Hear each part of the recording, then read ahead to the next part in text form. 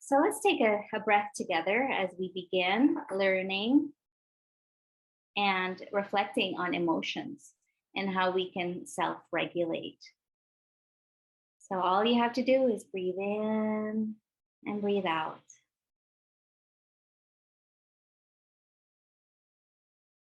And whatever best serves you, what kind of breath serves you at this moment.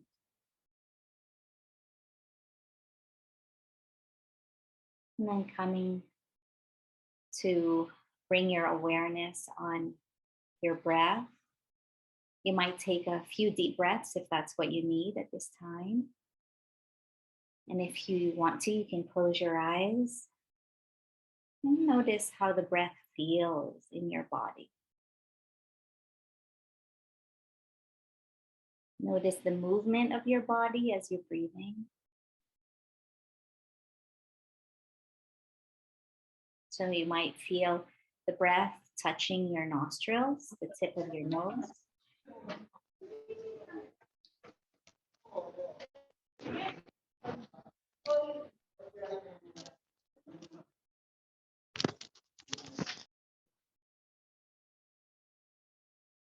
You might notice the breath moving your chest.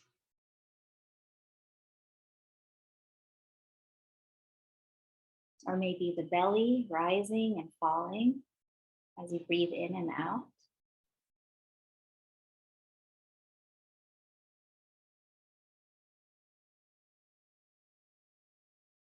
There's nothing that you need to do right now, but just feel your body breathing.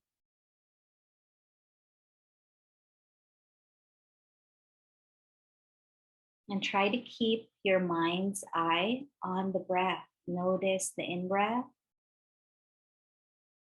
and the out-breath. Feel it. Breathing in and breathing out.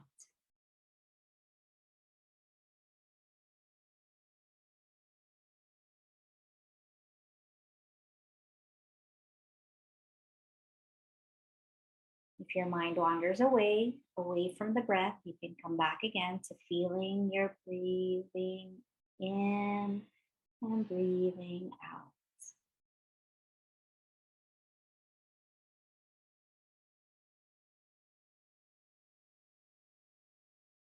But in this way, we're focusing the mind and relaxing the body.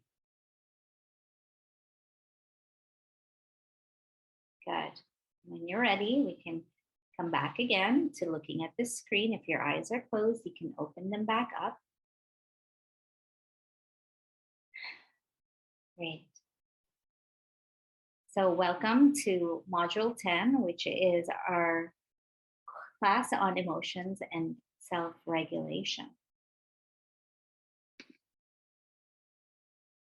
So the definition of emotions, according to Britannica, is that emotions are a complex experience of consciousness, bodily sensation, and behavior that reflects the personal significance of a thing, an event, or a state of affairs. So it's a complex thing, as you can see, that there's that consciousness, that you're aware of what's happening, your mind's awareness, and then there's also the sensations of the body. And then there's a particular behavior or reaction that we have with these emotions. And it is always connected to a thing, an event, or certain conditions. So it can be your environment. People often believe that the emotions that they experience are determined by external events or situations and the behavior of others. So I feel this way because you did this, or I feel this way because traffic was so bad, or I feel this way because it's so gloomy and hot and humid outside. So if we stop and we investigate or analyze what links that external situation to our emotions, we will find out that there's something in between there.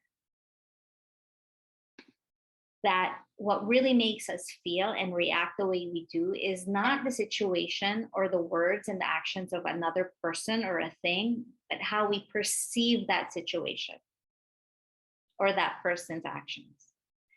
So there is always a relationship between the internal and the external. So what we are experiencing externally has an effect on us internally, on how we feel.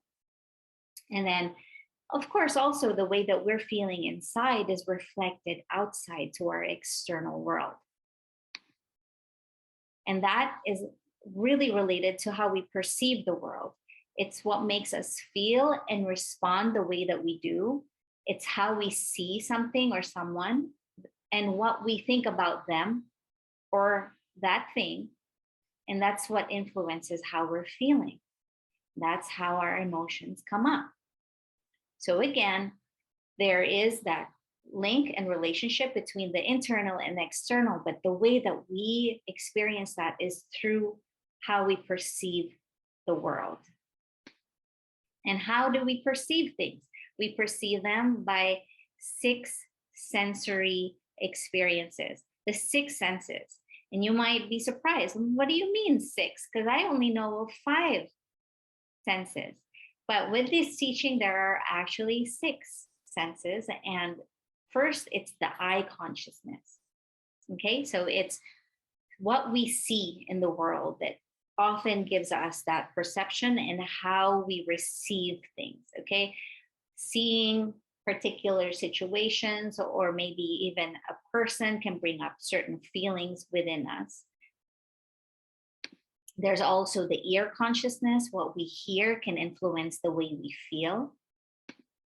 There's the, that's not the nose consciousness. That's supposed to be tongue consciousness. And so what we taste also gives us feelings or emotions, right? And then there's the nose consciousness. What we smell will give us some sort of reactions. So it can be something delicious that's cooking in the kitchen, or maybe you're walking past someplace in Manila that doesn't smell so very good, and then you'll notice there's a reaction that's happening within you. There's also body consciousness, and that is related to touch. So how we feel on our skin, the touch. And the 6th sense organ is the mind. So the mind consciousness and that consciousness of the thought.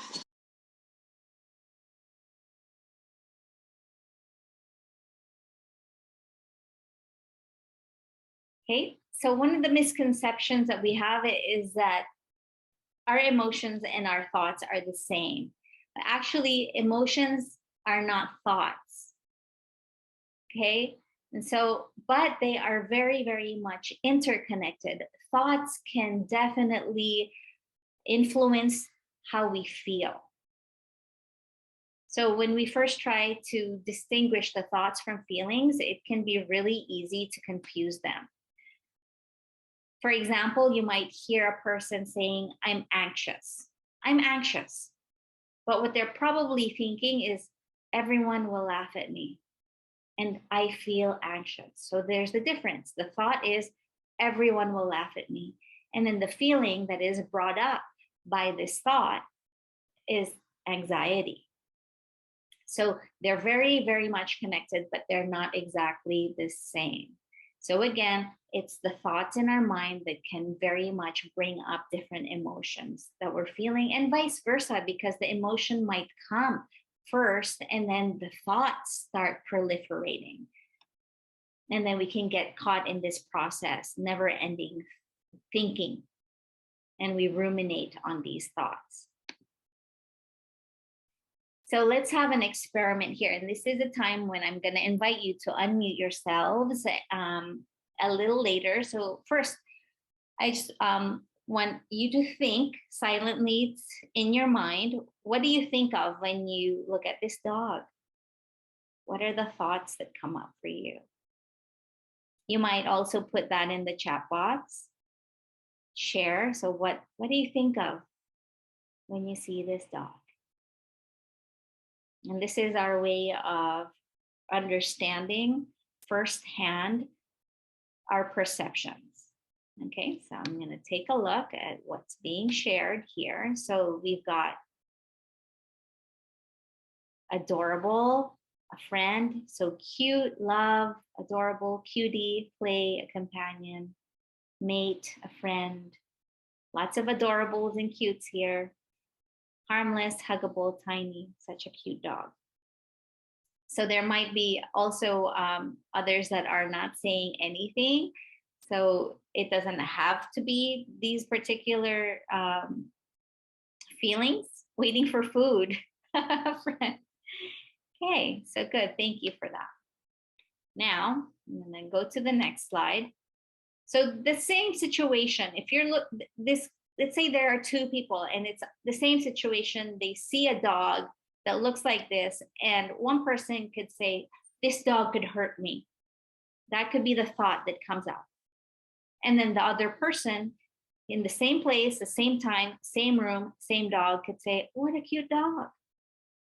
So it depends on different experiences that they might have had in the past. Like somebody might have already, first of all, this first person, this dog could hurt me, maybe had never really been with a dog before. And that is very possible because I used to volunteer for a place called Animals Asia in Hong Kong. And we went from public school to public school, bringing a dog along with us. Many of the kids did not know how to approach a dog or were afraid of the dog because they had never really been with one before. And then, there could have also been a person that was bitten by a dog in the past. So that could easily come up. This dog could hurt me. And then the other person, what a cute dog, might have had pets ever since they can remember, or they just, are really animal lovers. So there's no right or wrong. But this is how you can see that, it's all the same. And the way that we perceive that same situation can be very different depending on the person. So if you can, this time, actually, so we don't need to unmute. What we'll do is we'll still use the chat box and I'll read it out for you. So what would be the emotion of that person that says or thinks this dog could hurt me? So if you can put that in the chat box, what kind of emotion do you think that could bring up? This dog could hurt me. Fear, scared, indifferent, traumatized, scared, fear. Yes. Upset. Yes. So fear, definitely. And then how about this one? What a cute dog. What a cute dog. So what kind of emotion do you think that could bring up? You can put that in the chat. Joy, excited, happy. Yeah. Adored, amazed, excited. Yes. So again, this is the same dog, but different ways of seeing. And that is that perception. And this is the way that we perceive the world can bring up different emotions. Do you understand? Is that something that you can resonate with right now? Do you notice that, oh, wow, yeah, that really makes sense? So let me know in the chat box if that's, that's making sense for you. You can just put yes or no. Yes. Okay, good. Right. Now, so there are a range of emotions. Okay, it's often difficult to know exactly what we're feeling, and sometimes it's hard to put it into words.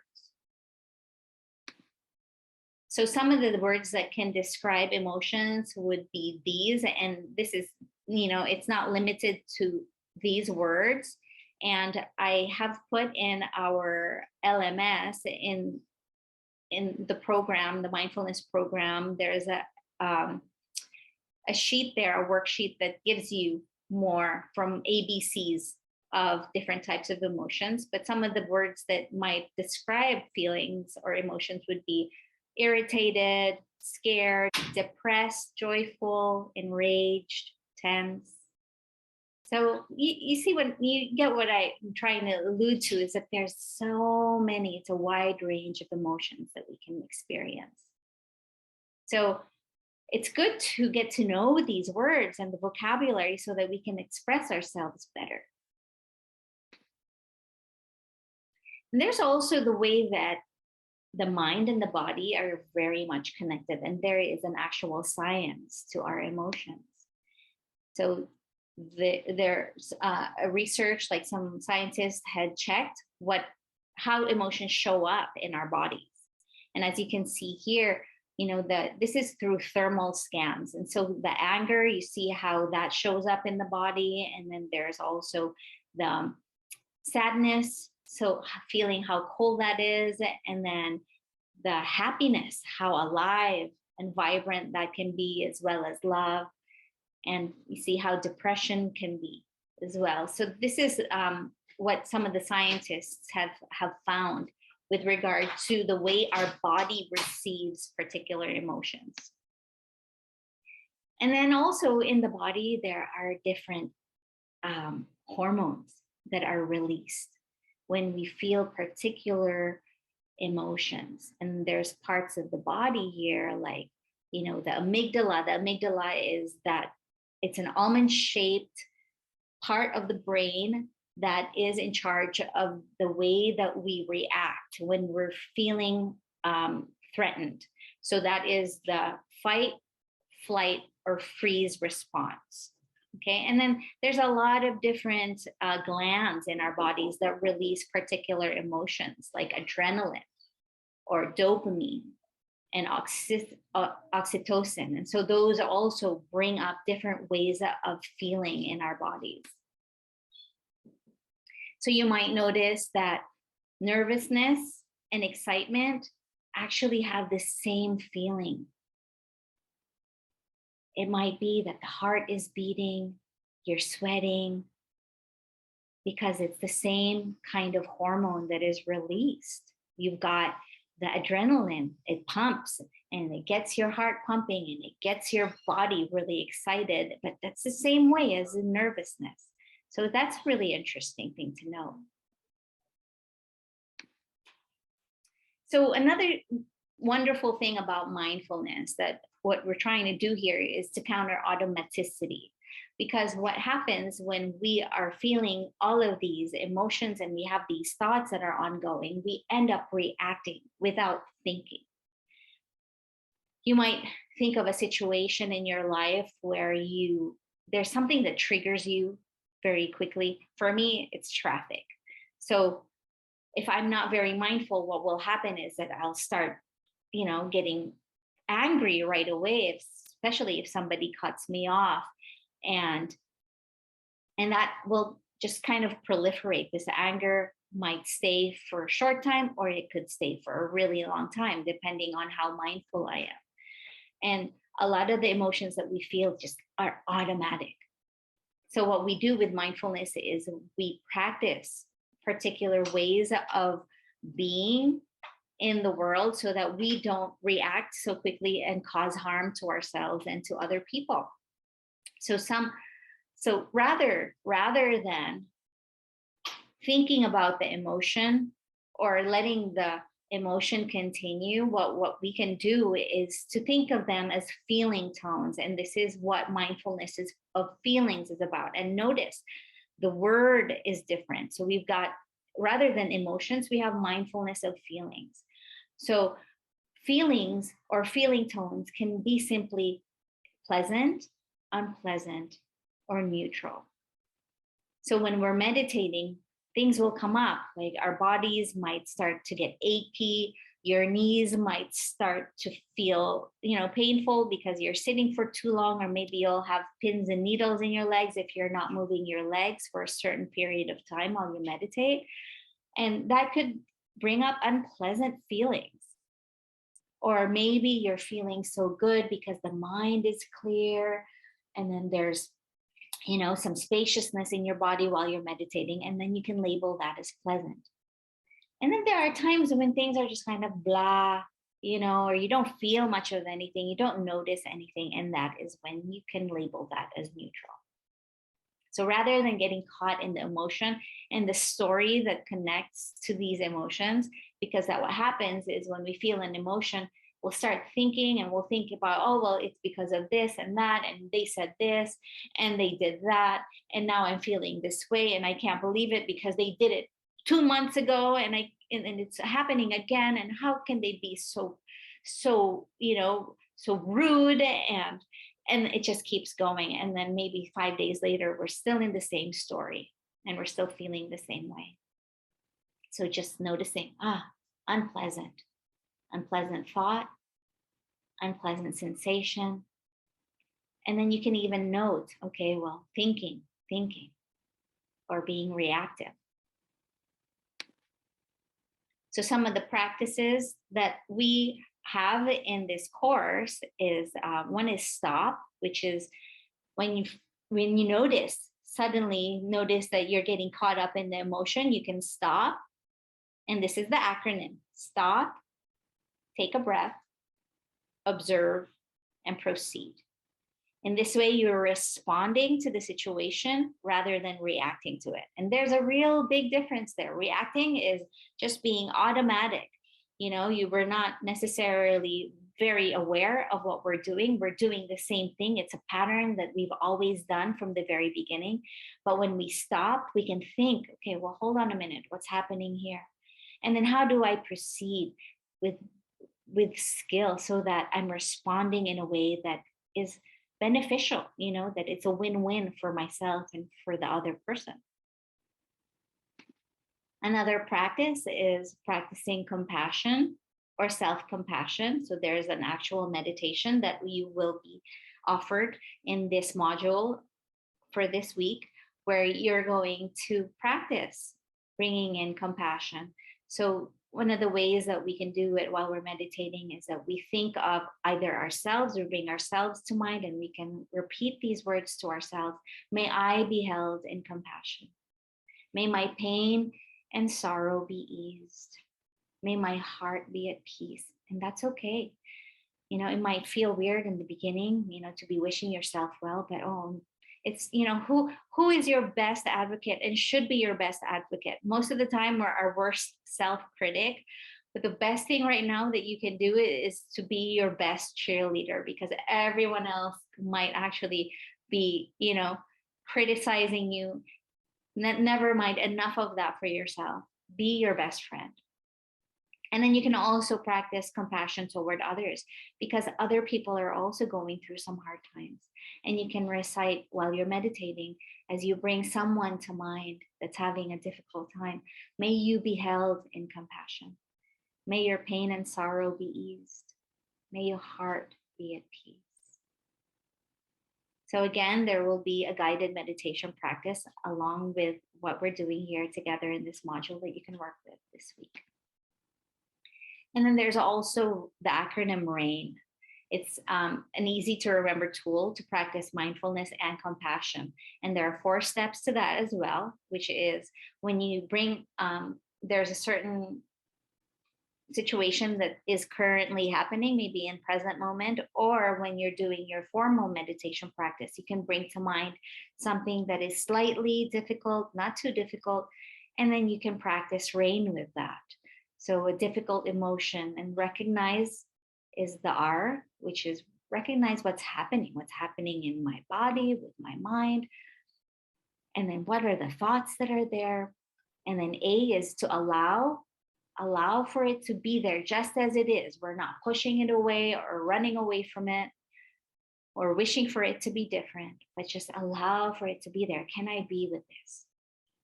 And then the next step would be I, to investigate with interest and care and curiosity. Like, well, how does it feel in my body? So what's really going on? I feel tightness in my stomach, and my heart is beating really fast, and there's heat in the back of my neck. And then there's these, the thought of, oh gosh, I can't be with this, it's so hard. And just, allowing for that to happen. And then to nourish it, with self-compassion, to allow for it to be okay. It's okay, sweetheart.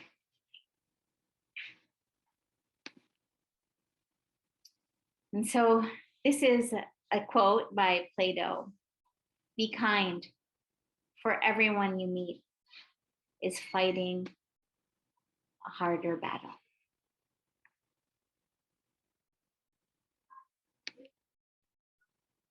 So let's take a breath together.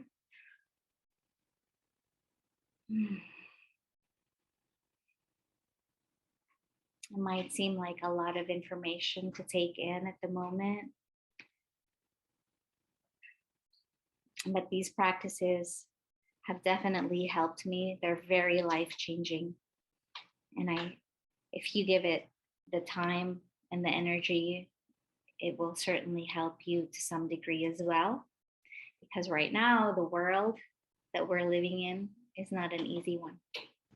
And it can bring up a lot of different emotions.